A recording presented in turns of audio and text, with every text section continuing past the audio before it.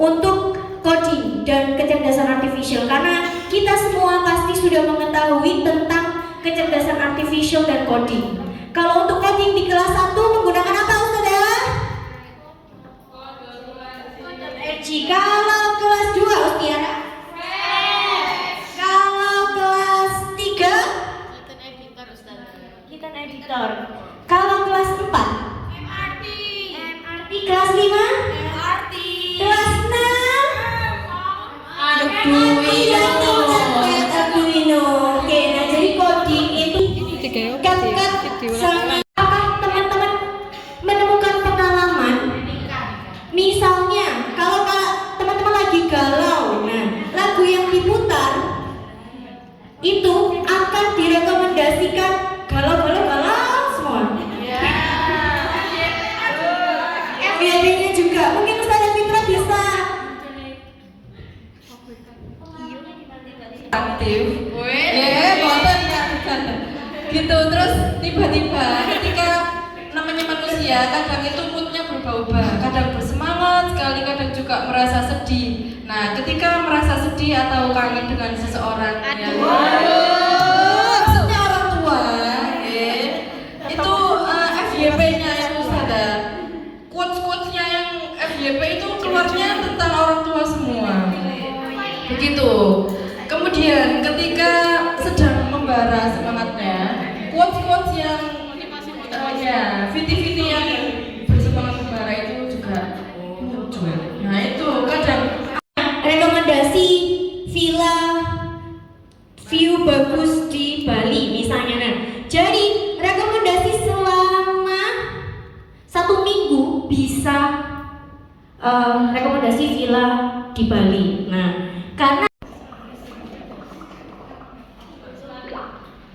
jadi dia akan mengumpulkan data dulu. Apakah ini fish? Apakah ini fish? Fish. Fish. Fish. Nah, not fish. Nah, jadi nanti setelah data dikumpulkan, maka AI nanti akan bekerja mana yang fish dan mana yang bukan fish. Nah, seperti itu. Jadi di sini ada step-stepnya.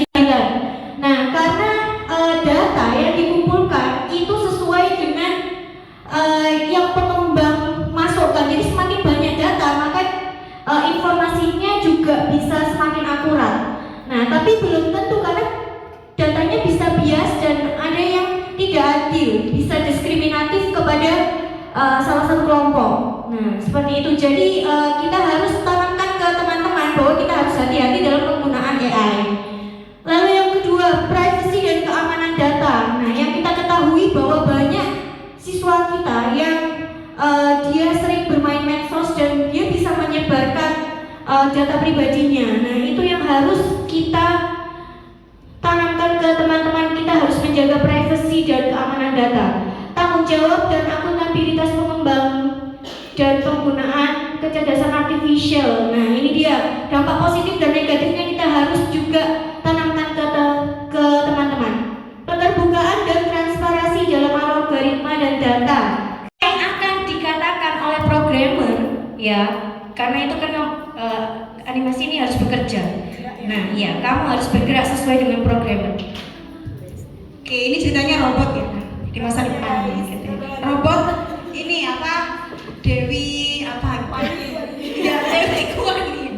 Dewi Kuan Yin terbang. Terbang ke kayangan. Oke. Dewi Kuan Yin maju 3 langkah. Terbang maju. Ya. Habis terbang kan sampai kayangan maju. Dewi Kuan Yin berputar 2 kali.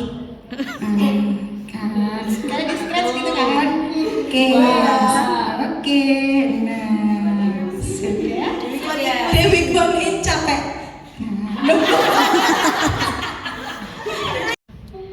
Baik, terima kasih sebelumnya sudah Vivi untuk materinya.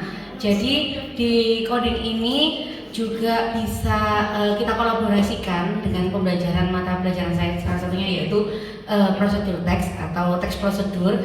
Ya nanti di coding ini mungkin dalam game ini langkah-langkah yang pertama itu seperti apa, misalkan harus berjalan 2 langkah. Nah, jadi untuk menemukan harta karun lah misalkan ya, harta karun maju 2 langkah, jadi harus diberikan coding seperti apa. Kemudian setelah itu bisa berbelok. Kalau saya lihat dari pembelajarannya teman-teman itu bisa berbelok. Nah, nanti pada akhirnya, pada finalnya, kalau codingnya ini sesuai dan tepat dan berhasil akan mendapatkan poin. Jadi dalam pembelajaran apapun coding itu bisa dikolaborasikan dengan baik. Terima kasih.